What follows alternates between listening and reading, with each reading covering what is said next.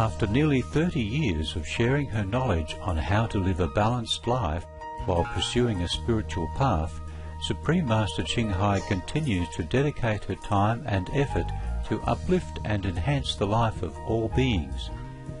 She has written and published 3 animal books, The Dogs in My Life, The Birds in My Life, and The Noble Wilds, to introduce mankind to the magical world of animals.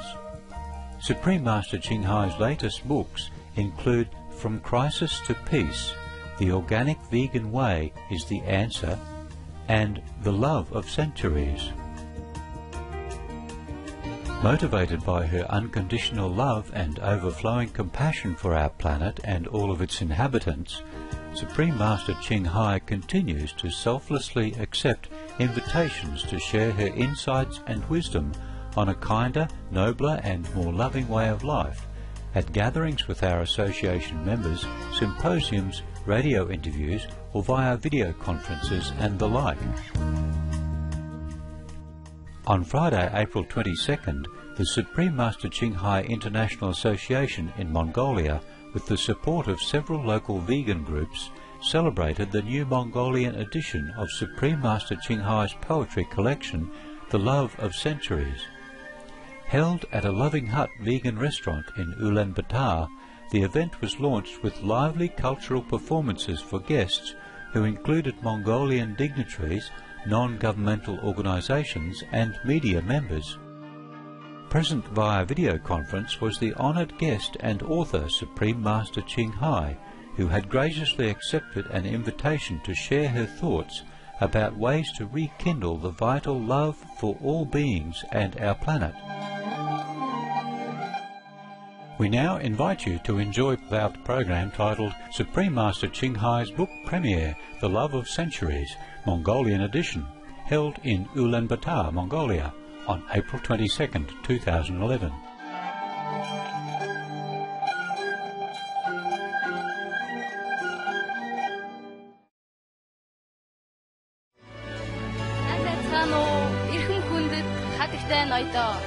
Сайн байцгаана уу? Хүрэлцэн ирсэн зочид төлөөлөгчдөө.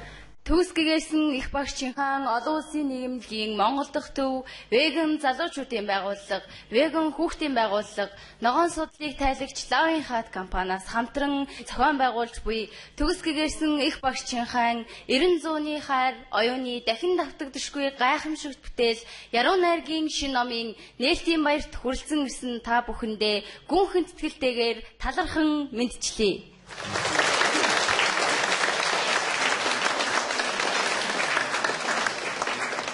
Төгсгөгөөсөн их багш Чинхай бол дэлхийн оюун санааны их удирдагч, нэрт хүмүүнлэг үйлсдэн, уран бүтээлч, гайхамшигт хүмүүн билээ. Өнөөдөр бол дэлхийн өдөр, Монголын мод тарих аян эхэлдэг гайхамшигт өдрүүд давтсан өдөр үлээ. Дэлхийн өдөр буюу дэлхийн байгаль хамгаалах өдрөөр байгаль хамгаалах чиглэлийн үйл ажиллагаа явуулдаг олон байгууллагууд хүн төрөлхтнийг их дэлхийгээ авран хайрлахад зориулагдсан олон нийтийг хамарсан үр дүнтэй ажлуудыг зохион байгуулдаг юм а. Тэр бүхэл загварын томоохон агентлагууд амьтны гаралтай хүслэг эдлүүдээс татгалзан ямар нэгэн амьтны гаралгүй зүйлүүдээр шинэлэг загваруудыг зохион бүтээх тал дээр анхаардаг юм а. Ингээд та бүхэндээ бүгдээрээ их дэлхийн өдөрт зориулан хамтдаа зохион байгуулж буй төгсгөгөөсөн их багш Чинхан 90 зууны хайр гайхамшигт номын баяр нээснийг мэдгэхэд таатай байна. Хүн төрөлхтний гэр болсон их дэлхий өнөөдөр ямар асуудалд орж тулгараад байгаа, өнөөдрийн дэлхийн дулаарлын байдал ямар хэмжээнд хүрсэн талаарх томилон бэлтгэсэн видео бичлэгт анхаарлаа хандуулно. The threat from climate change is serious, it is urgent, and it is growing. Probleme sind gewaltig. Jeden Tag sterben weltweit etwa 150 Tier- und Pflanzenarten aus. Rising sea levels threaten every coastline. As a nation made up of over 7,000 islands, rising seas due to global warming take on a whole new meaning. More powerful storms and floods threaten every continent. Disasters like Malacca is not that unusual now. So we have to be prepared for the worst. More frequent droughts and crop failures. A few years ago, in Zimbabwe, we would be able to predict when the first rain will fall. But today, rains are not predictable. They fall anytime, and when they do, people are swept away. On shrinking islands, families are already being forced to flee their homes as climate refugees. Our islands are just 1 meter above sea level, and the impacts of the greenhouse emissions are killing our people. Methane is also a big part of the issue. Livestock farming, particularly the industrial feedlot operations, and when you hear people say that industrial livestock farming is a big part of global warming, they're absolutely right. We know that short-lived carbon forcers like methane contribute significantly to the warming of our planet, and because they are short-lived, they also give us an opportunity to make rapid progress if we work to limit them. I've been seeing as a state senator the environmental costs of livestock production. It's a source of pollutants and toxic contamination, nitrogen runoff, as well as a major contributor to greenhouse gas emissions.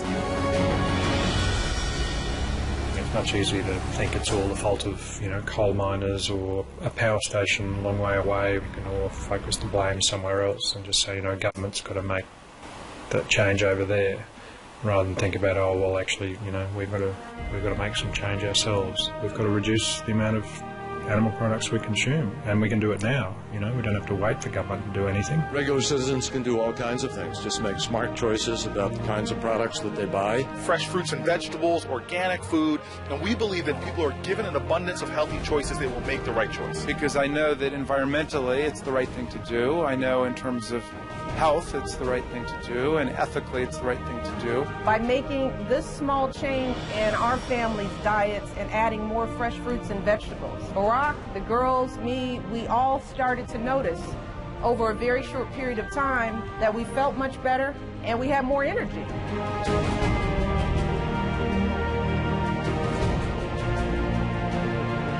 And really inducing all the people to go vegetarian, to be vets, go green, to save the planet.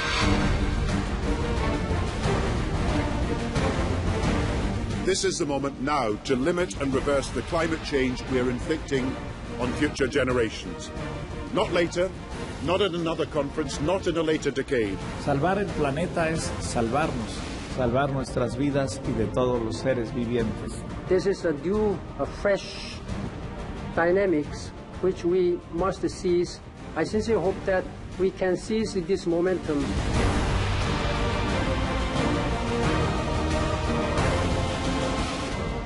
I think if all the governments of all the countries will work together to promote the meatless style of living, it will definitely will save the planet.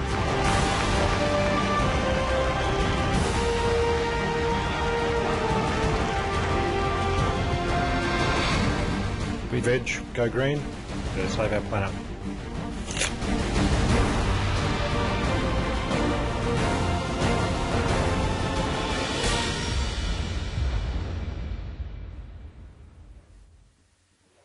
Махны үйлдвэрлэл, мах хэрэглээ бол хэмжээний хүлэмжийг ялгаруулдаг. Дэлхийн хүний үйл ажиллагаатай холбоотой хүлэмжийг ялгаруулагч 5 энэ том их үүсвэрийн нэг нь бол мал аж ахуй. Цагаан хоолыг идэхийн ач холбогдол нь бол тэр мал аж ахуйг ихээр үржүүлэх, махыг хүнсэнд хэрэглэхийн эсрэг хүн болгоны хийж чадах, хүн болгонд тийм их зовлон зүдүүрийг дамжихгүйгээр хийж болох хамгийн хямд төсөр арга гэж ингэж үзэж байгаа. Андуулсан эрхэм зочид та бүхэндээ баярлалаа. 90 зууныхаар шинэ яруу найргийн баяр яагаад дэлхийн өдрийн үйл ажиллагаатай холбоотой болсон талаар товчхон та бүхэндээ гайхамшигтай мэдээллийг дуулгах гэсэн юм а. Учир нь төгс гэгэрсэн их багш Чинхай хосгүй оюуны бүтээлүүдээс орж ирж байдаг тэдгээр орлогууд нь дэлхийн хүн төрөлхтний сайн сайхны төлөө, дэлхийн байгаль хамгааллын төлөө цаг ямагт зориулагдж байдаг учраас энэхүү шинэ бүтээл гарсан нь их дэлхийн маань огшин тогтнолд нэгэн томоохон хувь нэмэр учраас энэ номын нээлтийн баяр нь өөрөө дэлхийн өдөртөө тохиож байгаад их том баяр юм аа. Ингээд та бүхэндээ өнөөдрийн энэ үйл ажиллагаанд хүрэлцэн ирсэнд дахин талархал илэрхийлье. Дэлхийн хүн төрөлхтөн их гэр өөрийн гэр болсон их дэлхийг авран хамгаалахын тулд өөрсдийн хийж чадах бүхий л зүйлээ хувь нэмрээ оруулах ёстой. Одоо та бүхний өмнө дэлхийн дулаарал, дэлхий дахинд болон Монгол оронд нөлөөлөх нь түүнээс гарах гарц сэдв дэлтгэлийг тавина уу хэмээн Монгол Улсын Удирдлагын Академийн докторийн сургалт хариуцсан зохион байгуулагч хадагтай Нямхүү таныг урьж байна.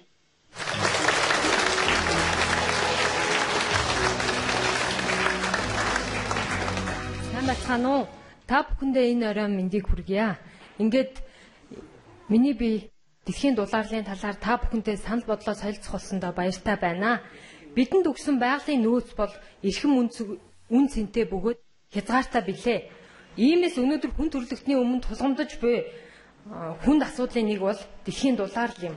Дэлхийн дулаарл байгальд яаж нөлөөлж байна гэхээр мөнх цас хайлах, цэвдэг хайлах, хөрс хурааших, намаг хатах, гол мөрөн ургацын горим алдагдах, гол горих нуур, цөөрөм ширгэх, газар хөдлөх, амьтны төрөл зүйл устгах гэх мэт байдлаар байгальд нөлөөлж байна. Инхээр дэлхийн дулаарлд нөлөөж буй хүчин зүйлүүдийн нэг нь хүлэмжийн хий юм аа. Хүлэмжийн хий нь хүний буруутай үйл ажиллагааны улмаас үүсдэг бөгөөд энэ хий нь эрчим хүчний салбар, цахилгаан станцууд, хог хаягдал, цэвэрлэх байгууламж, мөнх цэвдгүүд, далаагаас мөн мал аж ахуй түүнчлэн мал үржүүлгээс дэгдэн гарч байдаг бөгөөд энэ нь агаарт их хэмжээгээр удаан хугацааны туршид хуримтлагдсанаар дэлхийн дулаарлд нөлөөлж байна. Шинжилсэн тооцоогоор дэлхийн дулаарлын 51% нь мал аж ахуйн салбараас үүсэж байна. Энэ нь хүний үйл ажиллагаанаас шалтгаалan метаны хийг ялгаруулагч гол их сурвалж болж байгаа. Үүний тулд бид махны хэрэглээгээ багасгах явдал нь хамгийн шийддэг шийдэл болох юм аа. Махны үйлдвэрлэлийг багасгах нь хүлэмжийн хийн ялгарлыг хамгийн хурдан замаар багасгаж, газар усны буруу хэрэглээ, бохирдол, ан амьтны өвхөл болон байгаль орчныг өгүүлж баршгүй хор хохирлуудыг таслан зогсоох болно. Махан хүнсийг ургамал хүнстэй харьцуулахад 17 дахин их газар, 14 дахин их ус, 10 дахин их эрчим хүчийг зарцуулж байна. Дулааныг шингээгч Арктикийн мөсөн бүрхэн хайж, устдах замдаа орж, далайн төвшин нэмэгдсэний улмаас хэдэн арван арал усан живж амьтан ургамалгүй болж байна. Хэрв Арктикийн мөсний талбай ирээдүйд улам бүр багасах тохиолдолд Монголын нутаг дээр экологийн гүнзгий хямрал нүүлэх болно гэсэн болгоомжлол төрүүлж байна.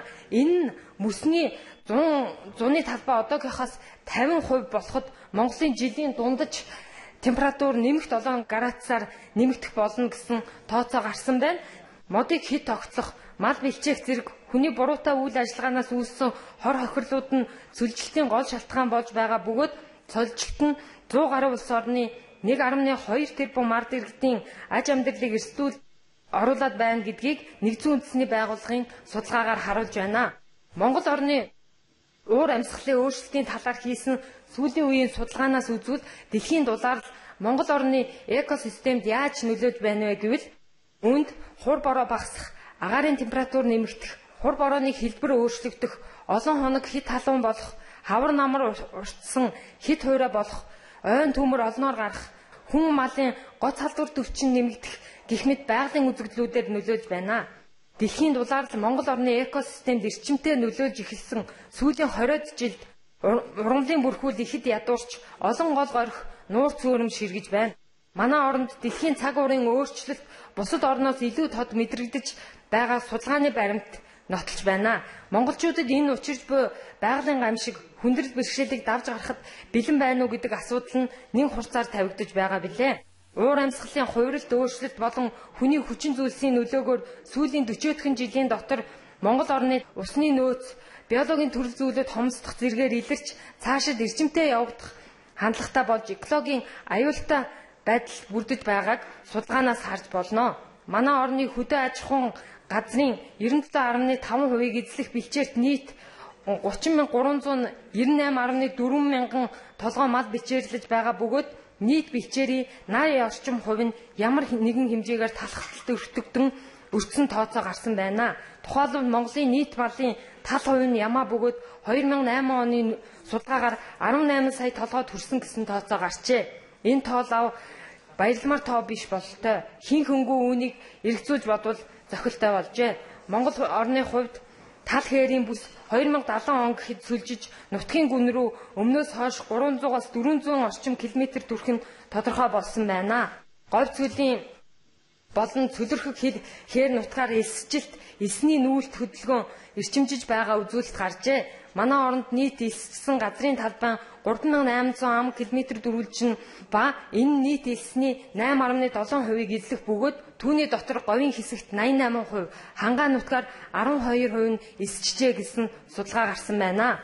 Монгол улсын 2003 онд явуулсан улсын тооллогоор улсын хэмжээнд нийт 683 гол 1484 булаг шанд 760 нуур цөөрөм ширгэсэн гэсэн дүн гарсан байна. Тухайлбал 1996 оноос эхлэн говийн нууруудын томоохон тооцогдох таацын цагаан, адгийн цагаан, улаан нуур, орог нуур гэсэн нуурууд ширгэсэн байна. Цэвдэг мөнх цас, мөсөн гол багаснаар хангаа нуруунаас их авсан олон гол горих нуур цөөрөм үндсэн тижээлээ алдаж бүрмөсөн хатаж ширгэж байна. Цэвдэг багасч хурд үндэсний горим өөрчлөгдснөөр ойн төмрийн хэмжээ өсч, ойн нөөц зэрс багасч, түүний нөхөн сэргээгдэх чадвар алдагдсан.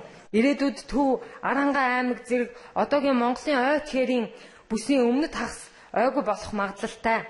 Зарим нутгийн нууг намаг хатаж алга болж байна. Иймээс юуны түрүүнд метаны хийн ялгарлыг багасгах зорилгоор ургамал суурилсан хүнсийг хэрэглэх нь бидний эрүүл ашигуд амьдрах хамгийн чухал алхам бөгөөд энэ байгаль дэлхийгээ жинхэнэ ёсоор нь хайрлан хамгаалж хойч үе болох үр хүүхдүүдэд өвлүүлэн үлдээх баялаг билээ. Иймд энэ байгаль ээлтэй үйл ажиллагааг дэмжин та бүхэн бидэнтэй санал нэг байна гэдэгт бид итгэлтэй байна. Ингээд дэлхийн дулаалыг зогсоох хамгийн зөв арга бол дулааныг үүсгэгч хүлэмжийн ялгарлтыг зогсоох явдал юма гэдгийг дэлхийн олон эрдэмтэд судлаачид судалгаа хийсний үндсэн дээр нотолж байгаа билээ. Тийм учраас бид хамгийн түрүүнд гариг дэлхийгээ буцаан сэрүүцүүлж их дэлхийдээ эзний ёсоор хандан нөхөн сэргээснээр бид амгалан дэлхий дээр аз жаргалтай амьдрах болно. Иймээс өнөөдрийн таны 1-5 хоолноос бүхэл бүтэн гариг ертөнцийн байдал шалтгааллах цаг эдүгээ иржээ гэдгийг ойлгох хэрэгтэй. Бид ердөө 250 гамбургер үйлдвэрлэхийн төлөө секунд бүрт 1 хөл бөмбөгийн талбай хэмжээний ширэнгэн ойг нүцгэлж байдаг бөгөөд нэг зүсэн мөхрийн махан гамбургер үйлдвэрлэхэд 55 хавтгай 400 м ширэнгэн ойг устгаж байдаг юм байна. Иймээс бид хоолндоо өөрчлөлт хийн ургамлан хоолтон болсноор дэлхийн дулаалыг 80%-ийг зогсооно. Ингэснээр хүнс тариалахад 4.5 дахин бага газар ашиглана. Мөн цэвэр усны 70%, Амазоны ойн 70%-ийг мал амьтны талхалтаас тус хамгаалж 3.4 тэрбум га газрыг чөлөөлөх юм а. Махны үйлдвэрлэлд зарцуулдаг түлшний 3.1%-ийг зарцуулах болно. Хүн төрлөختөн их дэлхийгээ аврах үйлс өөрийн хувь нэмрээ оруулж ургамлан хоолтон болж чадваас биднийг амар амгалан тайван баяр хөөртэй амьдрал угтах юм. Иймд ургамлан хоол нь өөрөө өгөөмөр хүнс учраас танд баяр хөөртэй энергийг өгч та ирж хүчтэй байх болно. Улмаар аз жаргалыг өөртөө татаж мөн бусдад түгээх болно. Ингээд таны сэтгэл жаргалтай байхад бусад бүх зүйлс дээрдэн. Та илүү сайн сэтгэнэ. Та илүү сайн үйлийг бүтээж илүү хайрлан нэгүсэх болно. Таны амьдралд ингэснээр улам дээрдэж бүх зүйл өөдөлт дэвшинэ. Бид дэлхийгээ амь насаа үр хүүхдүүдээ бас амьдтыг ч гэсэн аврах болно. Энэ дэлхий дээр хинч юугаарч гачигдахгүй, өсөхгүй дэлхийн дайн, өвчин, байгалийн гамшиг дэлхийн дулаалал гэж байхгүй болох юм а. Харин хүн бүр үүнийг өнөөдөр ухаарч сэрэх ёстой юм а. Иймгээд та бүхнийг ургамлан хоолтон болж их дэлхийгээ аврах энэрэнгүй үйлсэд урайлан дуудаж байна. Та бидний оролцоо маш чухал байх болно. Анхаарал хандуулсанд баярлалаа.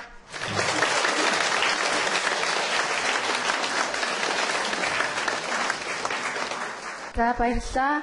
Онцгой бөгөөд гайхамшигтай илтгэлийг тавьсан Монгол Улсын удирдлагын академийн докторийн сургалт хариуцсан зохион байгуулагч Хатагтай Нэмхүү танд маш их баярлалаа. Таны цаашдын ажлын үстэнд өндөр амжилтыг хүсье өрөөё. Одоо та бүхнийхээ өмнө дэлхийн дулаарал, дэлхийд дахинд болон Монгол оронд нөлөөлөх нь түүнээс гарах гарц сэдвт илтгэлийг сонссон сэтгэлдээ хуваалцсан үг хэмээн хүрэлцэн ирсэн хүндэт зочдынхоо төлөөлөгчдийг урих гэж байна. Ингээд та бүхний өмнө Монгол Улсын их сургуулийн багш, химийн ухааны доктор, дэд профессор Хадагтай Даваажур таныг хүндэтгэлтэйгээр урин залж байна.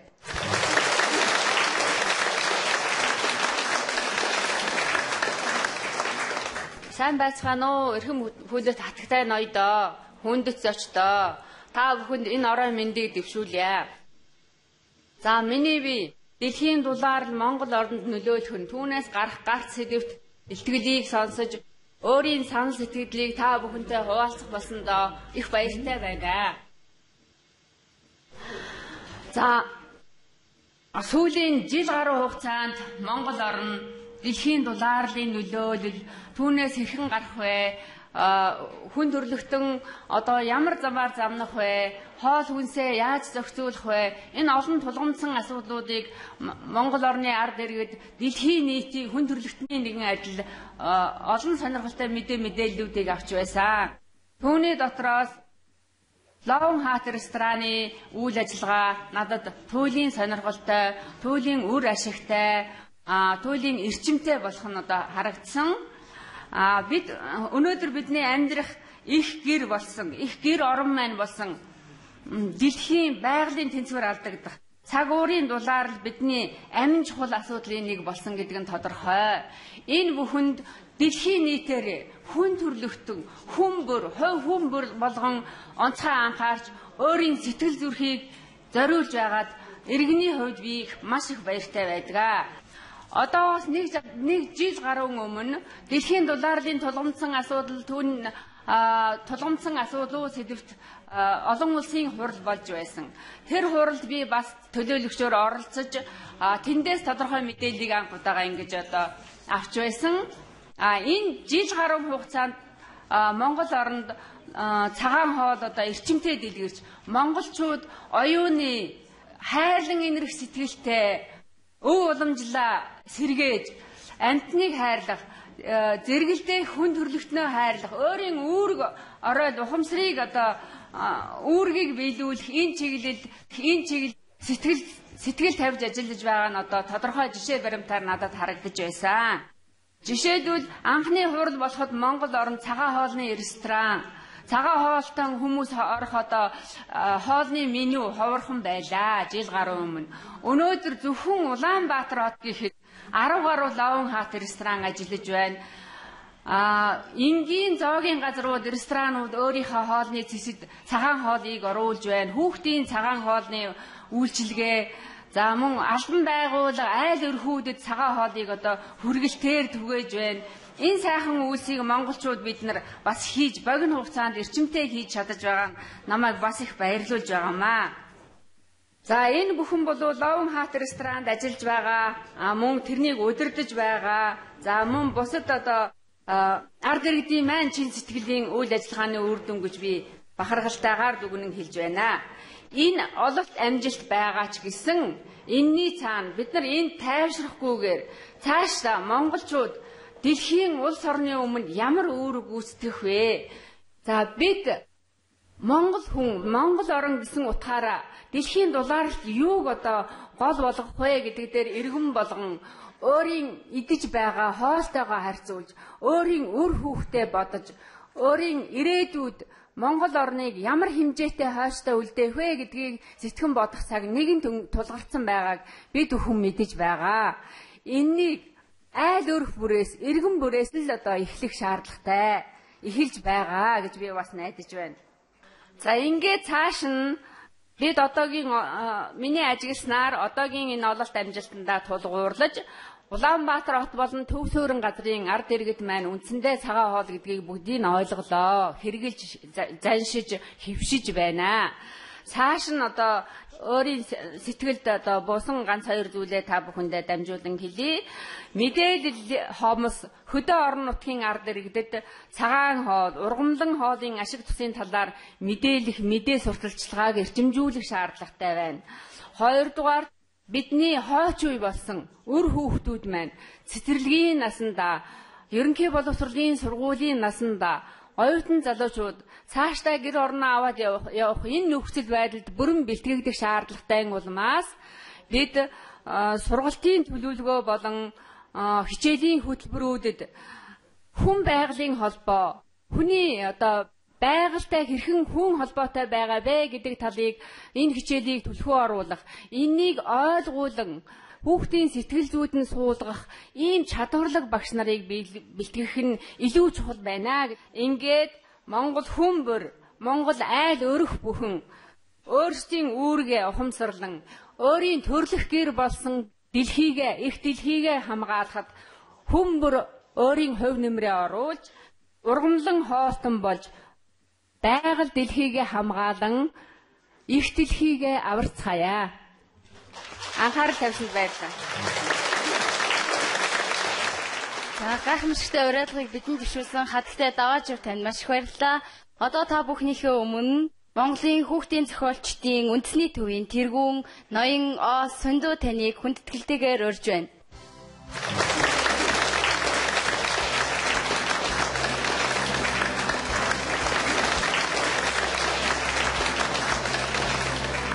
Монгол эх орон монголчууд үед хүндрэлтний нэгэн хэсэг. Тэр утгаараа өнөөдөр энэ их дэлхийхэн ээжийнхэн гэр орныхон төлөө бидэнд хоромжуулж суугаа нь бол илэрхий. Тэгэд энэхүү сайхан үйл хэрэгт, үйл явдалд уран бүтээлчийнхээ хувьд тэр тусмаа хүүхдийн зохиолчийнхээ хувьд оролцож байгаа их баяртай байна. Юуны өмнө өнөөдөр бид өмнөх одоо тавьсан суурь илтгэлийг бол өчигдөр уншиж үзсэн. Тэр илтгэлийг уншиж үзээд ер нь бол бас энэхүү гариг дэлхийг аврах ямар гарц байж болох вэ гэж бас тэр талаас нь ингэж бодсон байгаа. Тэгэл одоо бодсон тэр зүйлээ сэтгэлдээ та бүхэнтэй хуваалцъя гэж одоо энд ирсэн юм аа. За их дэлхийн одоо дулаалал бол хүлэмжийн хийнээс болж байгаа гэж сэтгүүл, хэвлэл мэдээллийн бүхэл хэрэгслэр ярьдаг.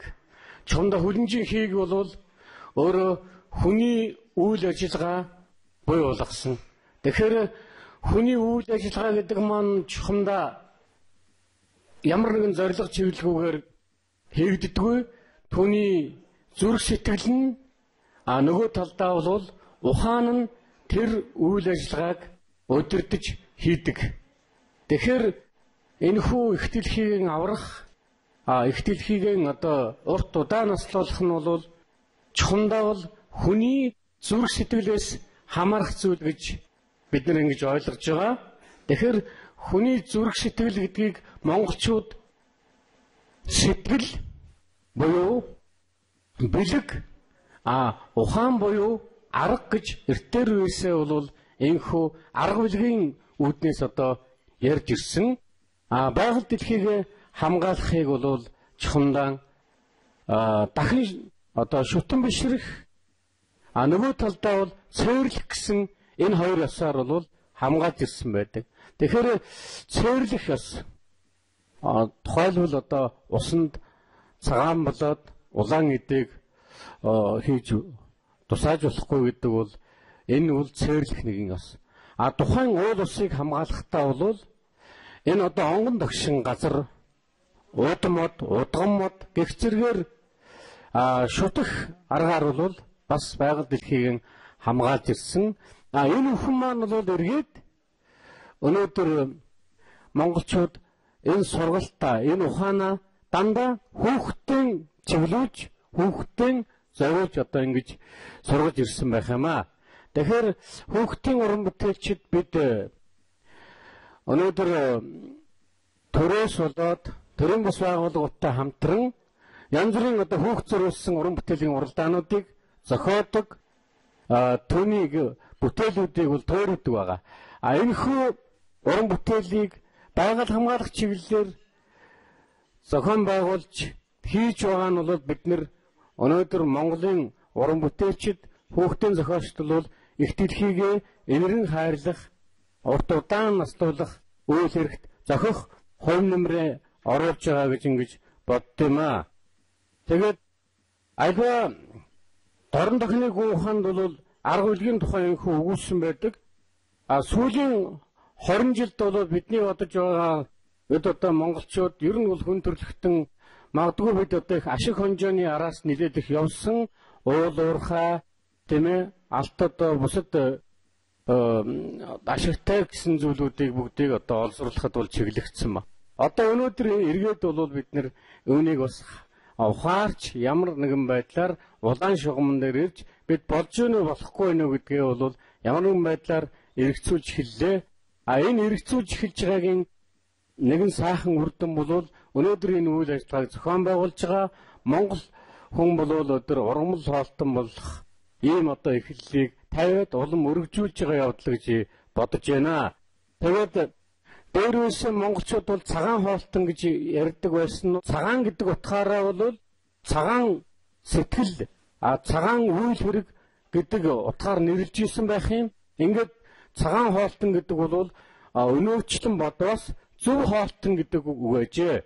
Тэгэхээр эртдүүгийн одоо бичиг содорт үзэхэд бол монголчууд ургамлын одоо үрийг янз бүрийн байдлаар боловсруулан иддэг. Энэ тухайд дутууга үр идэх чимэн гайхалтай нэгэн сайхан эсээг бичсэн байдаг. Тэгэхээр монголчууд ч гэсэн хүндрэлтний нэгэн адил ургамал хоолтон байсан цаашдаа ч гэсэн байх болно гэж ингэж боддог.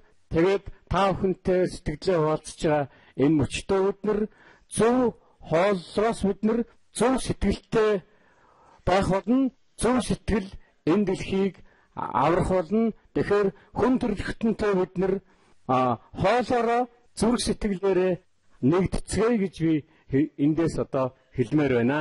Та бүхэнд амжилт хүсье. Үнэхээр гайхамшигтай тэгэлгүй яах вэ? Монголчууд бол хооллох зүйн хувьд гайхамшигтай өг соёлтой ард түмэн бид үндэснийхээ төв соёлоор бахархахгүй байхын аргагүй дэлхийд дахинд монголчууд аливаа бүхий л зүйлээрээ бахархуулж ирсэн ийм ард түмэн. Тэгэл хүүхдийн зохиолчд гэдэг бол хүүхдүүдэд хамгийн ойрхон байдаг. Хүүхдүүдийн дотоодын нинжин сэтгэлийг хөдөлгөж тэдний нүдээр харагдаж байгаа зүйлийг нь илэрхийлж байдаг хүмүүс учраас бидний ирээдүйн хойчийн сэтгэл зүрхэнд хүрж байгаа эдгээр хүмүүс ийм үзэл бодолтой байхад их дэлхийн маань яриангүй аврагдах байхаа гэж бодогдож байна. Ингээд сундуу танд маш их баярлалаа. Таны уран бүтээлд өндрөөс өндөр амжилтыг хүсье өрөөё.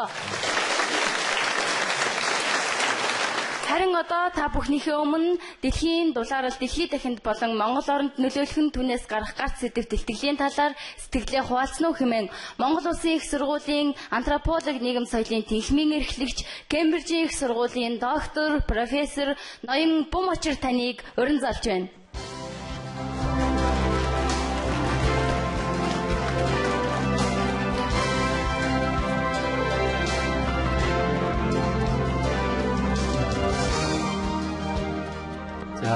Та бүхний энэ өдрийн амар амгалан айлтгая. Өнөөдөр энэ сайхан өдөр энэ олон оюунлаг гэгээлэг хүмүүсийн дунд байгаадаа би маш их баяртай байна. Миний өөрийн үндсэн мэргэжил хүн судлал юм байгаа. Тэгээд би тэр талаас өөрийн мэргэжлийн зүгээс энэ сэдвтэй холбоотой байж болох хэдэн санааг та бүхэнтэйгээ хуваалцъя гэж бодсон юм аа. Дэлхийн дулаарал гэдгийг хүний өнцгөөс аваад харах юм бол бид бүхэн энэ ертөнцөө, энэ гариг дэлхийгээ идэж ууж дуусгаж байгаа юм шиг л байна л да. Хүн гэдэг амьтан хэдий сайн сайхан амьтан боловч өнөөдөр тэр шин чанар нь тодорхой хэмжээгээр бас алдагдаад байгаа юм шиг. Яагаад алдагдаж байгаа вэ гэхээр хүн гэдэг амьтан жаахан сөрөг өнцгөөс харах юм бол хомхой, хавдаг, хавцсан ойрцсон бүхнээ идэж уугаад байна штеп. Энэ бол зөвхөн өнөөдөр энэ давцсан дээр энэ эндэр дээр өнөөдөр яригдж байгаа хэрэг биш. Хүн төрөлхтний үе үеийн гүн ухаан болсон шашны философууд, шинжлэх ухааны философи байдаг юм уу, маш олон талбарт яригдж байгаа зүйл. Хүн судлалт ч энийг ярьж байдаг. Өөрөөр хэлэх юм бол бид өнөөдөр энэ байдлаа ухамсартайгаар ойлгож хүлээж авч тэрнийхээ эсрэг тэмцэх нэг тийм цаг ирчихсэн юм шиг байна. Бид ч одоо эдхийн төлөө амьдраад байгаа юм уу? Амьдрахын төлөө идээд байгаа юм уу? Энэ нэг түрүүн бас хэлсэн таны тавган дээрх зоог бидний ирээдүйн үр хүүхдийн одоо бүхэл зүйлсийн үндсэн одоо түлхүүр нь болчиход байна шүү дээ. Би хувьдаа өөрийнхөө хүүхдийн ирээдүйг идчихмээргүй байна. Та ч гэсэн өөрийнхөө хүүхдийн ирээдүйг идэх хүсэхгүй байгаа. Нөгөө талаасаа бидний ярих гэдэг сэдв бол бид чинь богинохон хугацаанд магадгүй ирээдүйн 100 жилийн дотор энэ бүхнийг идээд уугаад дуусгачих нь шүү дээ. Би өнөөдөр зарим талаар одоо хувийнхаа үднэс ч юм уу хүүхэд төрүүлэхээс айгаад байдаг болчиход байна л да. Би хүүхэд төрүүлчих тэр хүүхэд чи хэдэн жилийн дараа яах юм бэ? Юугаа идэж амьдрах юм? За миний хүүхэд биш юм ахэд миний хүүхдийн хүүхэд юу идэж амьдрах гэж байгаа юм? Юугаар гар нүрээ угаах юм? Юугаар цай чанж уух юм? Би энэ талаар саяхан бол тэгэж ухамсартайгаар гүн гүнзгий авч үзэж бодож ирсэнгүй л дээ. Тэгээд сүүлийн үед судалгааны зарчмаарч энэ одоо төгс гэрээсийн их багш Чинхайн янз бүрийн ном мөн шинэ тухааны олон баримт мэдээллүүдээс үзээд байхад энэ үнэхээр тулгамдсан байна. Зүгээр энэ дээрээс нэг хүн үг ярих хэмжээний тэр хэмжээнээс аль хэдийн хэтэрчихсэн юм байна.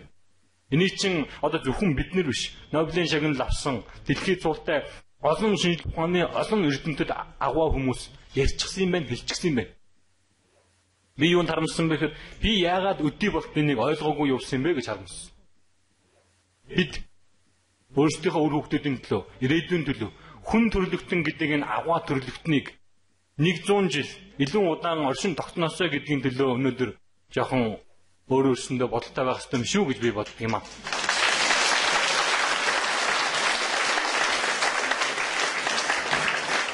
Би яг та бүхний адил Монгол хүн л дээ. Би махадж өссөн. Гэхдээ би нэг юм хэлмээр байна. Би махан дуртайгаас өлөө би одоо мал тайртай. Энэ бас Монгол ухаан мөн. Би өнөөдөр юу сурсан бэ гэхээр миний бодлоор бол махыг хайрлахаас илүү малаа хайрлаж сурсан баха. Бид зөвхөн малаа хайрлаж байгаа хэрэг биш юм аа. Үнэн дээр бид өөрсдөө хайрлаж байгаа хэрэг. Үр хүүхдээ хайрлаж байгаа хэрэг. Их дэлхийгээ хайрлаж байгаа хэрэг. Нэг хүн боловч энийг ухаарад өнөөдөр тавган дээр хоолоо, зоогоо дахин нэг ухамсартайгаар олж хараад өөрчлөх юм бол тэр миний гавья, та бүхний гавья. Би юу ч хийж чадахгүй гэж магадгүй. Гэхдээ би зөвхөн өнөөдөр идэх хоолоо өөрчилж л би энэ гавьяага тусмаар нь ядаж хамгийн багадаа. Хамгийн багадаа шүү дээ. Магадгүй бид нэр хичнээн цаг зав гаргаад хичнээн одоо шүлэг ном бичээд энэ агуу хүн шиг бүх бие сэтгэл зүрх сэтгэлээрээ хорон мөч бүхнээрээ энэний төлөө амьсгалдаггүй юм а гэхэд би энэний төлөө одоо юу гэдгийг тэмцмээр байна. Дотроо би энэний төлөө тэмцэж байгаадаа баяртай байна гэж хэлээд малаа хайрлаад, өөрийгөө хайрлаад, их гаргийнхаа ирээдүйнхээ үр хүүхдийнхаа бүхний ирээдүйн төлөө энэ бүхнийг хийж чадах болов уу гэж бодож байна. Бид нэр чаднаа угаасаа. Бид нар чинь ухамсарт хүн шүү дээ. Бид нар чинь ухаан төрлөختөн. Үеийн туршид бид нэр оюун ухаанаараа манлайлж байсан, гайхуулж байсан. Биднэрт энийг ойлгож ухаарах тийм ухаан бүгдэнд нь бий. Энэ ухаан бүх хүнд бий. Төгс гэгэрсэн их багш Чинхай хэлсэн байдаг, анхаарал тавьсан байдаг.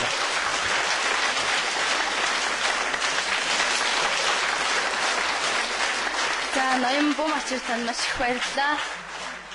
Ийм сэтгэлгээтэй олон сайхан гэгээлэг удирдагчид олон шилдэг иргэд байгаа тохиолдолд бидний ирээдүйн гэрэлт тэр бамбар өөдөө бадамлан асах болно.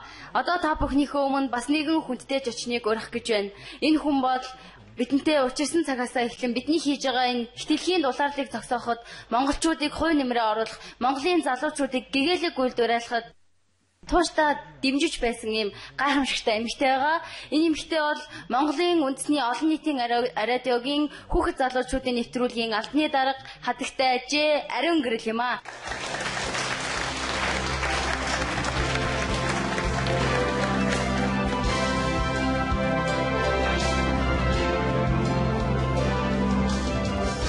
Бүгдээрээ сайн бацгаана уу? Тэгээд зөндөө олон хүмүүс их гоё сэтгэл хэлээд тэгээд миний хэлэх үг дэндүү ингийн санагдаж магадгүй. Ямар ч гэсэндээ би ийм амьдралынхаа ажил гэр гэсэн энэ л нэг чиг шугамыг нэг өдөр ингэж өөрчилж их гоё орчинд байгаад тэгээд хүмүүстэй нэгдэж байгаад их гоё баяртай. Тэгээд надад энэ Чинхай өвшийн энэ зураг маш их таалагдсан. Та нар бүгдээрээ харж байгаа. Тэгээд номынхын зураг хүн болго үнийг хүсдэг гэж би бодож байна. Энд бүр 1000% итгэлтэй байна л да. Ягаад тэгэхээр бүгдээрээ ийм сэтгэл хангалуун, их гоё аз жаргалтай, ийм гоё сэтгэл одоо юу гэх өөдрөг ийм гоё. Ягаад ч юм ерөөсөө шууд баяр хөөр мэдрэгдэж байгаа үе энэ зурагнаас. Тэгээд би өөрөө радио сэтгүүлчээр ажиллаад 11-2 жил болсон. Тэгээд энэ хоорондоо залуучуудтай уулзаад ярихаар бүгдээрээ их гоё тийм сэтгэлд нь гал байдаг. Сайхан амьдрах юмсан. Нэрээ энэ амьдралыг их гоё зохицлоох юмсан. Би чадна гэсэн итгэл байдаг. Яагаад тэр нэг л хол санагдаад нэг л өөр замаар яваад жишээлбэл яагаад веган хоолтон болохгүй, яагаад энэ бидэнтэй л адилхан амьтдыг хайрлахгүй, яагаад зарим нэг нь өлсөж, зарим нэг нь байгалийн гамшигт өртөж, үхэж, үрэгдэж цаг бусаар энэ дэлхийг орхино вэ? Энэ бүгдийн учир шалтгааныг одоо хүртэл би боддгийг. Яг юу юм бол хариулт нь гэл та нар ч гэсэн энэ тухай бодож байгаа хаа гэдэгтээ эргэлзэхгүй байна л да. Тэгээд сая дэлхийн дулаарлын тухай бид нар зөндөө их ярьдаг, сонсдог. Сая ч гэсэн тэр зөндөө олон кинонуудыг үзлээ. Хүмүүсийн сэтгэлийг сонслоо. Бид ойлгодоггүй биш ойлгодог. Энэ тухайд бүгдээрээ хамтдаа байж тэмцье. Яг надтай адилхан үг ярих, надтай адилхан сэтгэж байгаа, надтай адилхан асуултын хариуг хайж байгаа залуучууд зөндөө байгаа. Тэгээд тэд нартэйгээ бүгдээрээ л нэгдээ, ярилцъя, бүгдээрээ ярилцахаар буруугүй гэдэг. Ярьж яана гэдэг чинь бас их том ажил гэж байгаа шүү дээ, тийм ээ. Тэгэхээр санаа зовоод ярьж яана гэдэг чинь их том ажил юм чинь. Тэгээл хамтдаа байцгаая, дэмжиж ажиллацгаая. Нэг нэгээ их гоё дэмжиж. Яг юм Чинхай өвш шиг яавал юм гоё байдалтай ийм дүр зурагтайгаар харах вэ гэдгийг л бүх хүмүүстэй уриалж хэлбэр энэ. Ингээ бүгдээрэнд нь баярлалаа.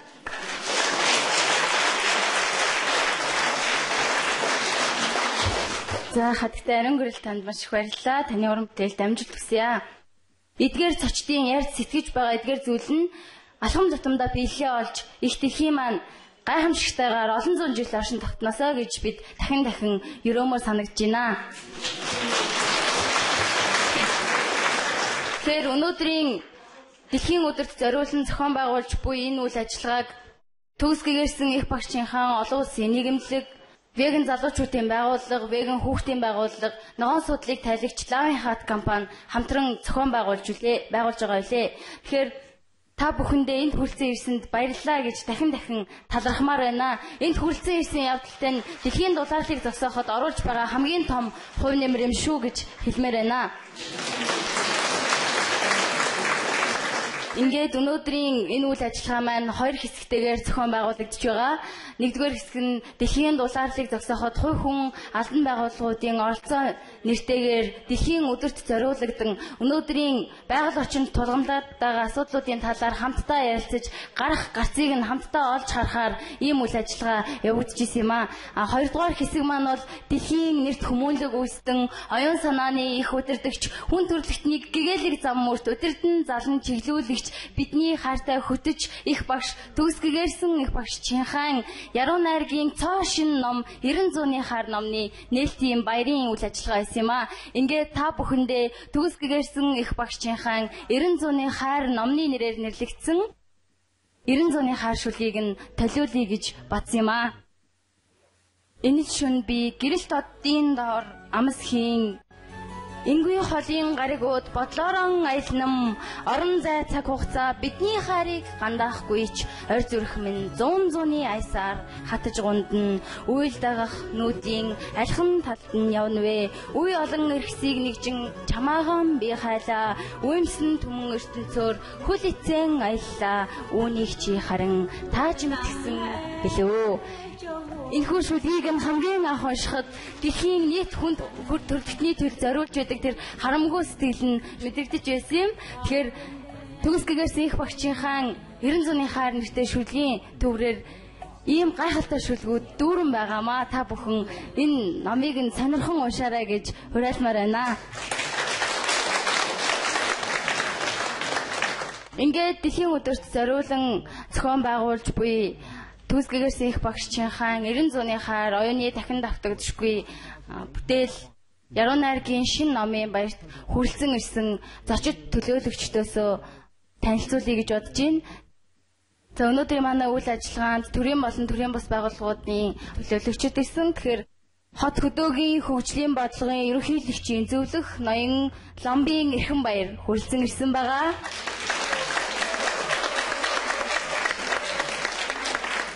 Засгийн газрын хэрэг эрхлэх газрын хуулийн хэлтсийн ахлах шинжээч ноён Даваа сүрэнгийн Болор Эрдэнэ хүрэлцэн ирсэн байгаа. Засгийн газрын хэрэг эрхлэх газрын хэлтсийн шинжээч хадагтай Хүүхэн Баатрын Бэлгүүн хүрэлцэн ирсэн байгаа. Бүгдээрээ баяр хүргэе. Мөн захиргааны хэлтсийн шинжээч хадагтай Наран хүүгийн Оюун хүрэлцэн ирсэн байгаа. Дараагийн зочин маань улсын их хурал дахь арчилсан намын зөвлөх хадагтай Бүрүүд оржийн Оюун сувд. Улсын их хурлын гишүүний зөвлөх хадагтай Мөнхмаа. Бидний үйл ажиллагаанд хүрэлцэн ирсэн дараагийн хүндэт зочин маань улсын их хурлын арчилсан намын бүлгийн зөвлөх ноён Эрдэнэ очир. За мөн Монгол улсын их хурлын гишүүн, байгаль орчин хүнс хөдөө аж ахуйн байнгын хорооны гишүүн ноён Гарт хүүгийн баяр сайхан яг одоо бидэнтэй нэгтгэхээр ирж байгаа. Та бүхэн танилцуулахад таатай байна. За мөн веган залуучуудын байгууллагын зохион байгуулж буй их дэлхийг аврахын тулд ногоон орчныг цогцлох нэртэй 2 сарын аяны хүрээнд хамтран ажиллахаар саналаа ирүүлж бидний өнөөдрийн үйл ажиллагаанд оролцож буй олон улсын сэтгүүлч таймч ноён Даш Зэвгийг танилцуулахад таатай байна.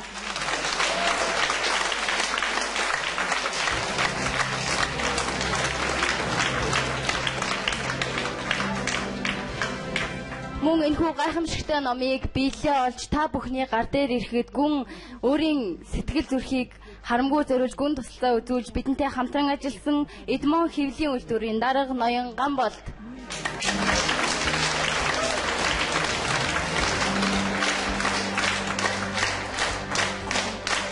Өнөөдрийн үйл ажиллагаа маань эдгээр, гэгээлэг, ухаалаг, оюунлаг, шилдэг удирдагчдын хамтаар их дэлхийг авран хамгаалахын төлөө хүн бүрийн халуун дулаан зүрх сэтгэл хайр инэрлтэй алга зэчлэлээр үргэлжилж байгаад бид маш их баяртай байна.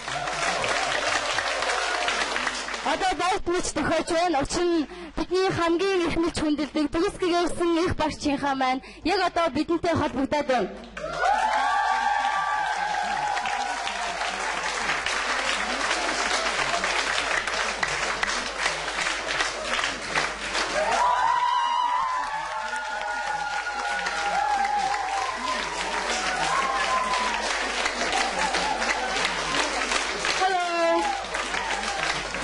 Hello. Hello, Mongo Chuda. Mongo Chuda, hello. How are you? Hello, how are you, Master? I'm good, I'm good.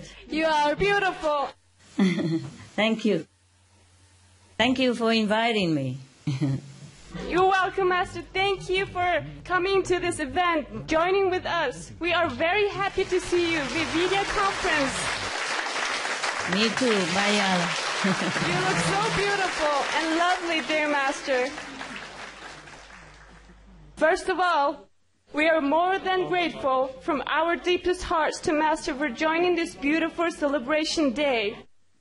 Most beloved Master, we are celebrating Supreme Master Chinghai's outstanding and extraordinary art creation, the Love of Centuries Mongolian version book premiere on the Earth Day.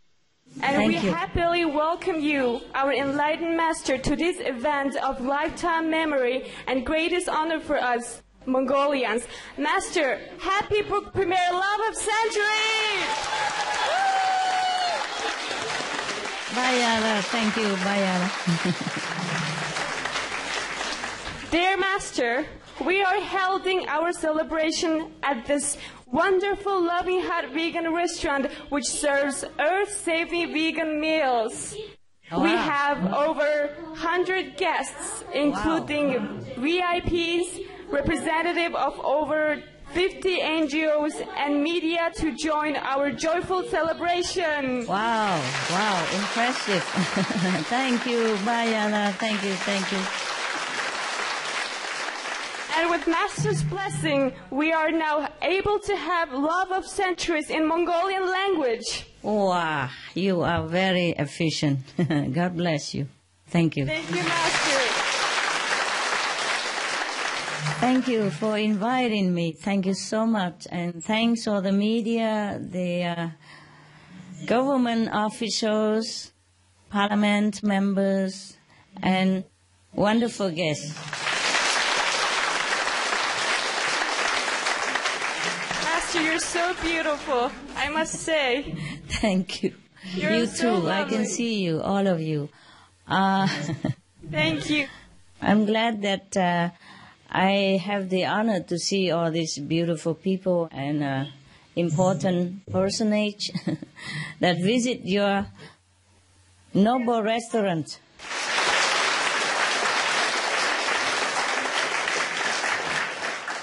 Dear Master, we have some questions from our noble guests. Oh, yes. Please, go ahead. We have first question from Mr. Bayersechen Gerthu, the member of Mongolian Parliament and Environment, Food and Agricultural Standing Committee. We welcome Mr. Bayersechen to ask his question.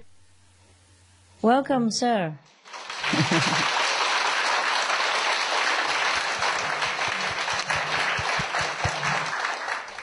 How are you, sir? Mr. Bayersechen is saying good. He is very grateful to see you. I am grateful. За танд энэ өдрийн мэндийг дэвшүүлээ тантай уулзж байгаадаа маш их баяртай байна.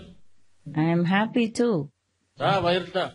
За манай Монгол улсад энэ байгаль орчин хамгаалах экологийн тэнцвэртэй байдлыг хадгалахын тулд Монгол улсын их хурлаас энэ байгаль орчныг хамгаалах гол улс нуурыг хамгаалахын тулд олон ажил санаачлаад явуулж байгаа. За тэгээд гол улс нуурыг хамгаалах хуулийн төслийг бид сая их хурлаасаа баталсан байгаамаа. Тэгэд одоо та бидний үйл ажиллагааг дэмжиж байгаа бах. Бидний энэ үйл ажиллагааг та бас дэмжиж өөрийнхөө санал бодлыг хэлнэ үү гэж би хувьдаа хүсэж байна.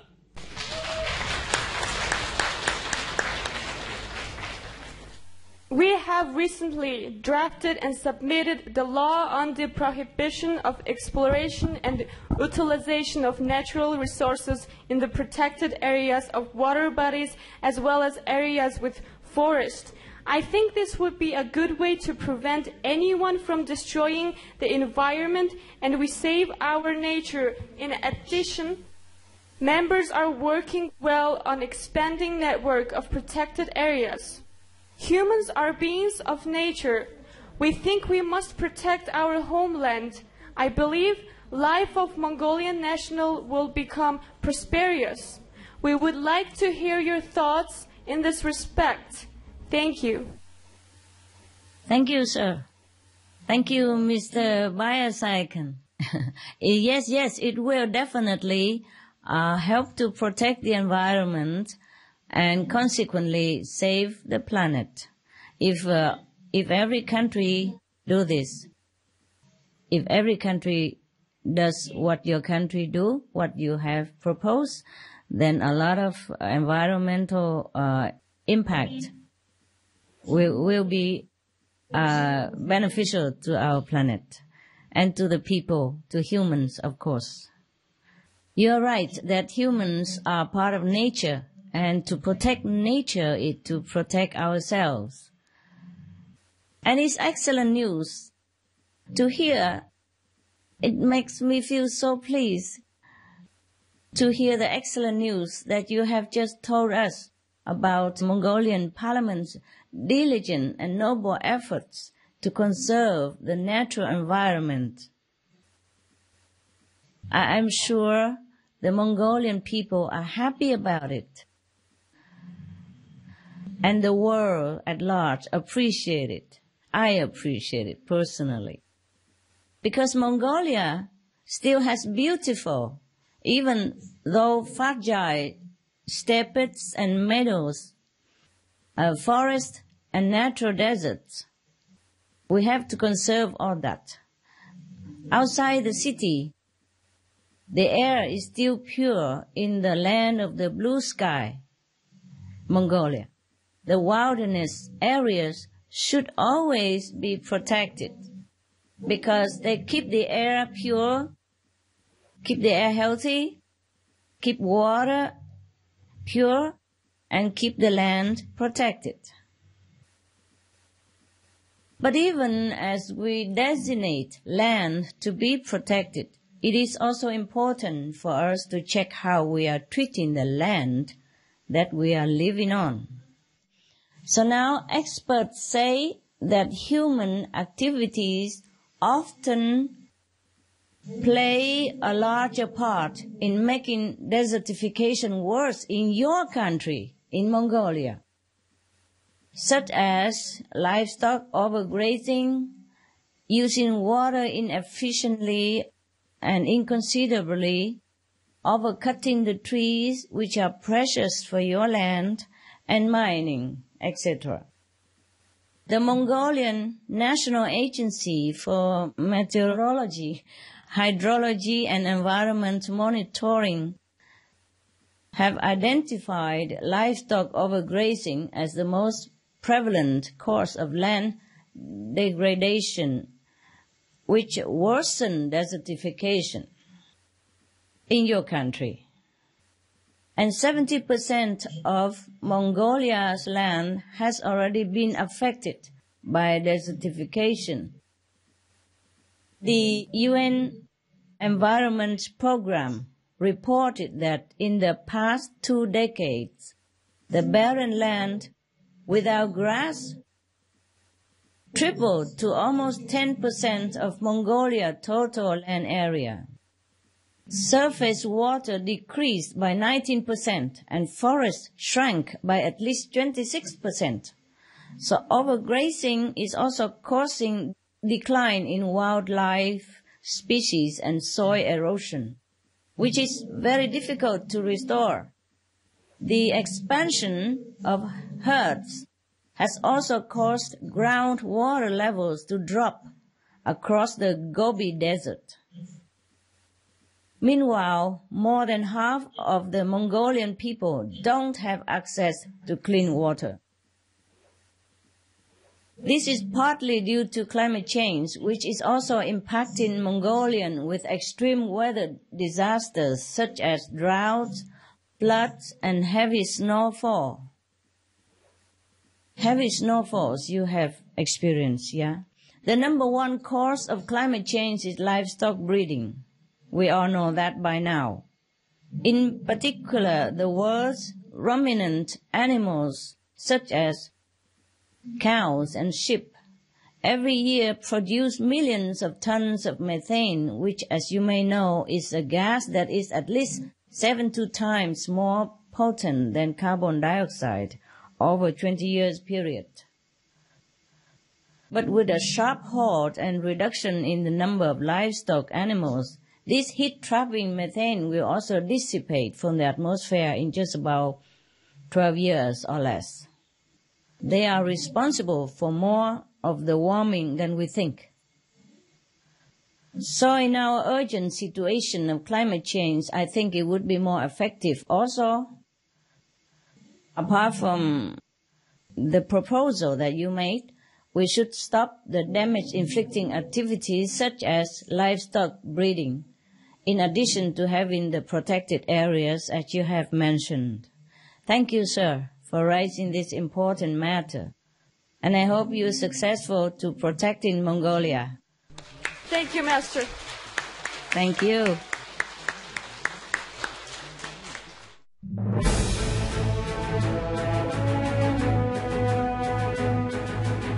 European Parliament supports reducing meat to lower greenhouse gases. Roll call vote. Vote is now open. Reduce your meat consumption or stop eating meat totally. During discussions on greenhouse gas reduction goals, the Climate Committee of the European Parliament officially recognized livestock's contribution to global warming and recommended a reduction of subsidies to the livestock industry to curb methane. The European Parliament has adopted its own position on climate change as an institution. And as a Vice President, one of the proposals I have made is in line with your own, which is that we should eat far less meat, because that's one of the major sources of greenhouse gases. Please eat less meat, and let's make taxes on meat. That's definitely one of the issues we're talking about. I'd like to tell people what the cost is of eating meat for the environment worldwide.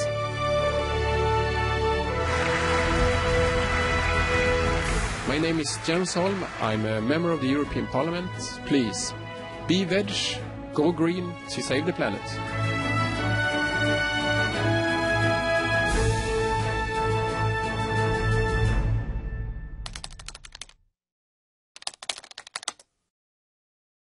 Our second question from Mrs. Bilgung Huchenbatter, expert of Law Department of Cabinet Secretariat of Government of Mongolia. Welcome, Ms. Bilgun. Welcome.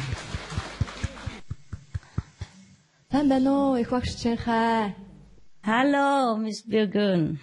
Thank you. Таны гайхамшигтай дуу хоолойг сонсох их хүндэтгэлтэй аз завшаа надад тохиолоо.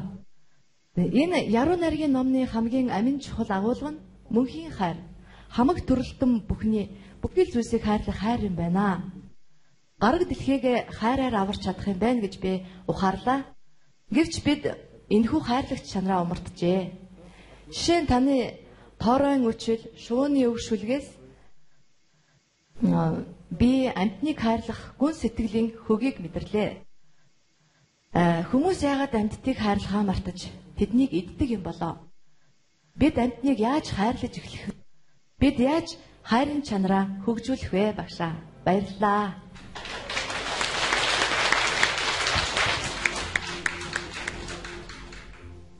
Thank you, Ms. Bilgun. It's nice to hear your voice as well. Nice that you are concerned about our co-inhabitants and the love that we so desperately need to expand.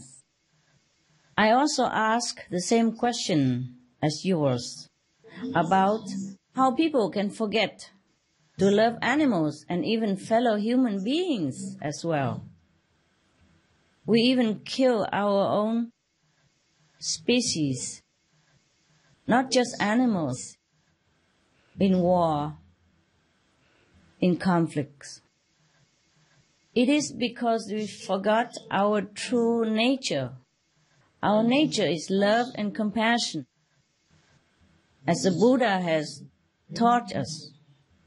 We have been misled life after life by our own ignorance, and the darkness of this realm has imposed pressure on us that we forget even more. So never have I blamed humans for forgetting to love themselves, the animals, or forgetting what they really are. That is love. Humans are love incarnate. But it is time to remember again, or else we face extinction by our own hands. One way to start to love animals is to understand what they experience. Go watch a slaughterhouse. Go watch a killing of a goat, a horse, or sheep, or chicken, a pig, or watch it on television or video to know the true horror, fear, anguish that is behind the nicely packaged piece of flesh. If a person knows the truth about the hellish terror that these animals feel, it would be hard to swallow that piece of their flesh. You ask, how can we improve our loving quality? I call it LQ. Human, we have many Qs, huh? IQ, LQ, GQ. Also, animals and humans both have this loving quality, LQ. Unfortunately, humans are more privileged because we can improve our loving quality in exercising the love, like a muscle, you know? So without changing our normal schedule at all, we can just flex and develop our love muscles at breakfast, lunch, and dinner.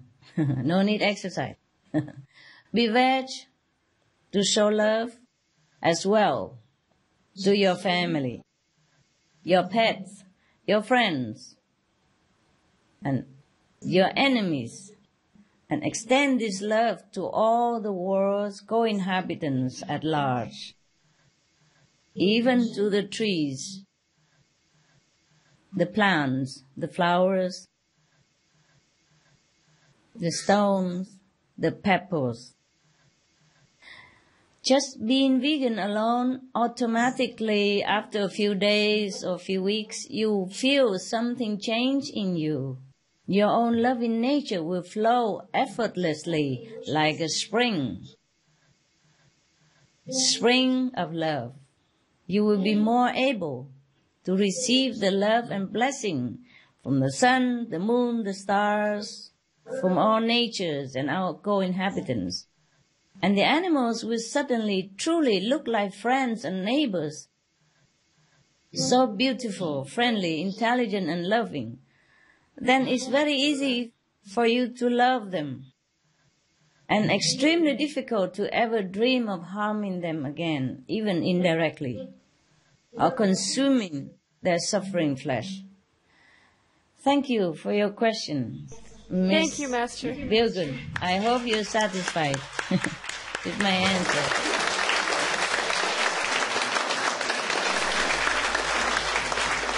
Our next guest, Mrs. Oyunsu Puruvdorj, advisor of Democratic Party at the State Great Parliament. She has 3 questions for you, Master. Welcome, Ms. Oyunsu. We welcome Mrs. Oyunsu to ask her questions. Сайн байна уу, их эгч Чинхай-950. Oh, you beautiful. Тантай Монгол улсынхаа 2,700,000 иргэний өмнөөс өнөөдөр манай Монгол улсын та ингэж баг холбогдож байгаа хүмүүсийн тоонд 109-аар ороод энэ сайхан завшаан олдож байгаад би туйлын баяртай байна. Bless you. I'm also privileged. Хүн бол бурхны амьтан гэж би боддог. Тэгээ байгаль хүн хоёроос хөтөлцөөтэй гэж боддгоо. Тэгээд өнөөдөр дэлхий дээр бол маш олон суурил, маш олон хүмүүс өвчин зовлонд шаналж байна. Монгол улс, Япон улс, Герман улс гэж дэлхийгээ хайрлахын тулд бүгдээрээ яаж одоо нэгдэж бүгдээрээ яаж нэгдэлтэй байх ёстой вэ? Тэгээд ээж хүн бол хүүхдүүдээ бол ялгарлуутай адилхан Чинхай-950 таныг Монгол улс тийм өнцөг боломжтой хүмүүсийг манай танаа улс гэж ялгахгүйгээр тэгээд хүн төрөлхтөний бүгднийхээ төлөө энэ би сэтгэлдээ зориулдаг тиймээ тул манай Монгол гэсэн 6 өсөлттэй энэ Монгол хүн өнөөдөр өвчин зовлонгүй аз жаргалтай сайн сайхан амьдарч байгаль дэлхийгээ хайрлахын тулд одоо монголчууд бид юу хийвэл зөвхөн гэж та бодож байна вэ? Madam, thanks for coming. And you are right. I know well that we must join together before it's too late. Yes, and that includes the government and citizens alike. You ask me what we should do first and foremost. It is very simple. A timely vegan diet. Because that will bring the benevolent atmosphere to protect our planet. Without being veg first, no other solution is guaranteed to work, really. But by being vegan alone, we are assured of preserving the planet and, of course, human lives thereon. Because raising animals for meat is, as we know already, through all the reports and scientific evidence, that is the number one cause of global warming and a major cause of desertification and deforestation. So, number one thing to counter this number one cause is to do the opposite, to be vegan. Thank you. Just like the Buddha taught us, huh? Compassion. Thank you, Master. Her next question is, we are witnessing the destruction on environment and massive number of people suffering from diseases in every corner of the world. That's right. My heart as well as others in pain. What would you like to say foremost to the humanity right now at this moment? Yes, similar things again and again, that we have to be merciful and compassionate. In order to beget the same quality, we have to be loving and kind to our own co-inhabitants so that we can attract loving and kind mercy from heaven. The Buddha has taught always compassion. Jesus taught the same thing. All the masters in the past taught the same things, that we have to return to our kindness and love, which is our own nature. Stop killing. Stop oppression of all kinds. We can save ourselves and our loved ones. Stop killing. Be loving. Be compassionate. Be kind. Thank you. Thank you, Master. The last question. Yes. I know well that you do not discriminate like your country or my country. Just like mother loves all her children. What does your country look like in your eyes? What should we do so that Mongol people, with 6 letters in its distinction, can live without any pain and disease? Your country is my country. Thank you, Master. We love you. And I think, for what I have seen, your country is so beautiful, so beautiful. And your people are so kind, so kind. Thank you for your love and blessing, Master. I really love Mongolia and her people very, very much. We love you so much, too.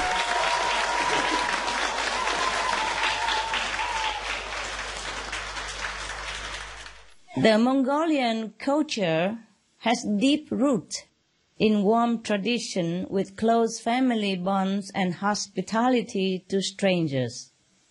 Shamanisms, which imbue a reverence for the sun and nature, and Buddhism, which is embraced by many Mongolians as it was for centuries. The nearly 2.7 million Mongolian people, like all the world's people, deserve to be prosperous and free from suffering. According to the UN Food and Agriculture Organization, 82% of Mongolia's total land area is permanent pasture for livestock grazing. But the overgrazing of livestock is the single largest threat to biodiversity and cause erosion and extreme desertification, and therefore also causing suffering for people of Mongolia. In the winter of 2009-2010, Mongolia suffered her worst zut in 30 years. Yes. A zut is a harsh, snowy winter event after a dry summer. Almost 10 million, or 1/5 of the nation's poor livestock animals, froze and starved to death even. Farmers and herdmen's family, who are almost 1/3 of the population, suffered tremendously as well. Such extreme winter weather had already struck 3 years in a row, starting in 2000 for Mongolia.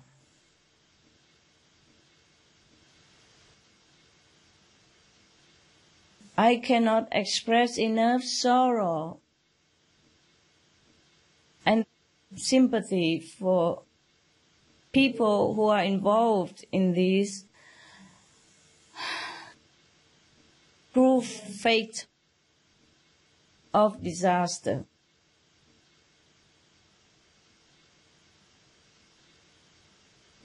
These people, they are just simple folk, and they think they're doing their jobs, and they're trying their best to do it.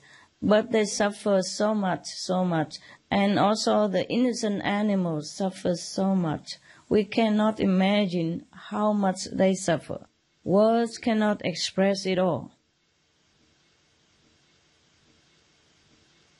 Scientists would say that such a pattern of extreme weather indicates climate change effect. But we now know that climate change is affected by things like overgrazing by livestock, whose impact is very severe and can quickly turn a lovely grassland area into a barren piece of soil or desert. The number of livestock on Mongolia's land increased since 1990s to 43 million today, and the number of livestock in Mongolia outnumber people by 16-1. Can you believe this? As a consequence, problems also have worsened, such as decreased rural water supplies, deforestation, and land degradation due to overgrazing. As you now know, water scarcity is a serious concern in Mongolia, worsened by global warming. Livestock raising only makes this worse, as it consumes huge amounts of water. And alternative options, such as diverting water to the Gobi Desert from the already scarce Kelen River basin, appear to be inefficient and might cause even more shortage of water soon.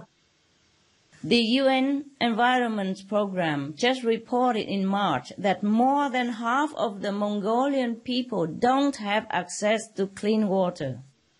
With increasing water shortage, land deterioration and desertification worsened by global warming, soon it won't be possible to sustain the livestock way of life anymore, even if we want it. And we haven't discussed the threat of infectious disease such as foot and mouth disease, brucellosis, rabies, and anthrax that have impacted the livestock industry in recent years. The foot and mouth disease outbreak was the most harmful livestock disease in 2010, which cost the government 6 billion togrok and led to the massacre of almost 26,000 animals, innocent animals.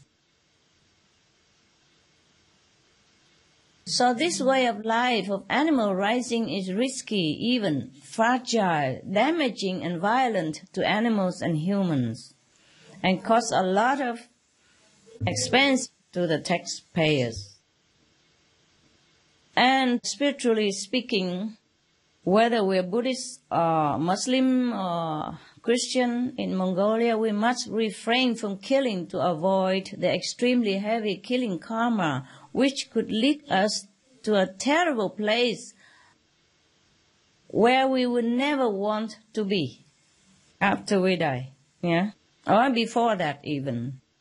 So perhaps it is time to change, to make Mongolia a newer, healthier, exciting, greener, developed, and prosperous country. More prosperous.